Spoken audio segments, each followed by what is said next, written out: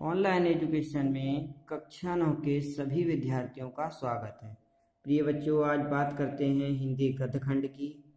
तो गद्य खंड के अंतर्गत हम आज बात करेंगे पाठ 1 बात की। इसके अंतर्गत हम लोग इनके लेखक प्रताप नारायण मिश्र जी का जीवन परिचय कर चुके हैं। आज एक महत्वपूर्ण विषय है कि गद्यांश को पढ़ करके प्रश्नों के उत्तर देना। गद्यांश दिया होता है तो उसको संकेत रूप में इस तरीके से लिख लेते हैं और उसके बाद उसमें प्रश्न पूछे जाते हैं इस तरीके से, जैसे कि हम पिछली क्लास कक्षा 8 में अपठित गद्यांशों के आधार पर प्रश्नों के उत्तर दिया करते थे। उसी तरीके से इसमें पठित गद्यांश, अपने द्वारा पढ़ा हुआ गद्यांश, उसके अंतर्गत पूछे जाने वाले प्रश्नों के उत्तर देंगे। तो आज पहले संकेत या पहले गद्यांश की बात करते हैं। देखिए, आपकी पुस्तक में इस तरीके से लिखा हुआ है,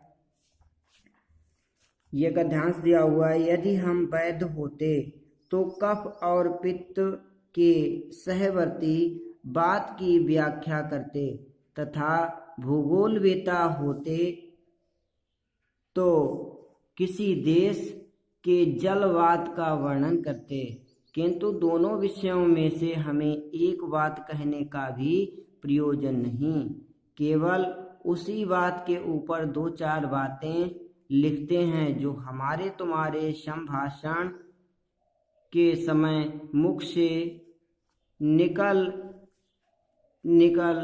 के परस्पर सहृदयस्थ भाव को प्रकाशित करती रहती है। देखिए, इस गद्यांश में एक तो चीज दी हुई है, ये लाइन खींची हुई है, इसको कहा जाता है रेखांकित अंश। तो इसमें एक प्रश्न ये अवश्य पूछा जाता है कि रेखांकित अंश की व्याख्या कीजिए। तो हमें यहाँ से लेकर के और यहाँ तक के अंश की व्याख्या देनी होती है।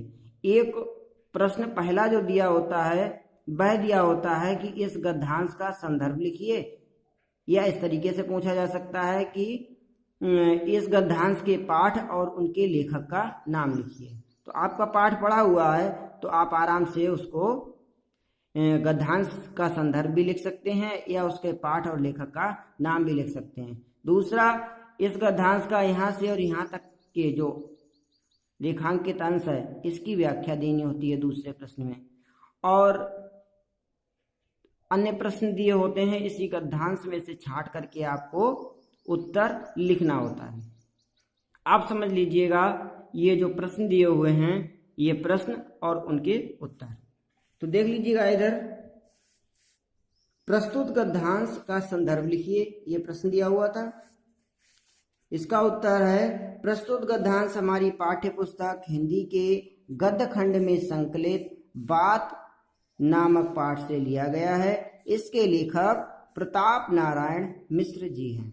ठीक है, तो इस तरीके से आप लिख सकते हो। कभी प्रश्न पूछा जा सकता है कि इस गद्यांश के पाठ का नाम और लेखक का नाम लिखिए। तो पाठ का नाम, गद्यांश के पाठ का नाम एरो लगा दिया, फिर आगे लिख दिया कि बात, गद्यांश के लेखक का नाम, फिर एरो लगा दिया, फिर हो गया प्रताप नारायण मिश्र। इस तरीके से भी उत्तर कर सकते हो।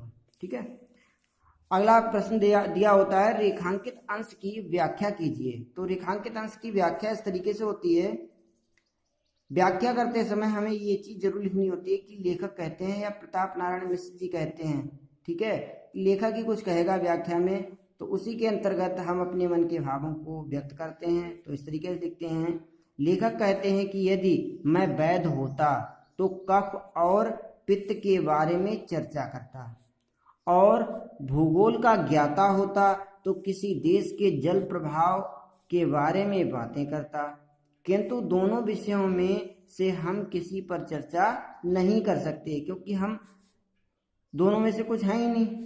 हम तो केवल अपने मन के भावों के ऊपर ही 2-4 बातें कर सकते हैं। ठीक है, व्याख्या समझ में आ गई होगी। आप गद्यांश को देखते जाइए और व्याख्या को देखते जाइए, तभी आपको समझ में आ जाएगा कि किस तरीके से व्याख्या की गई है।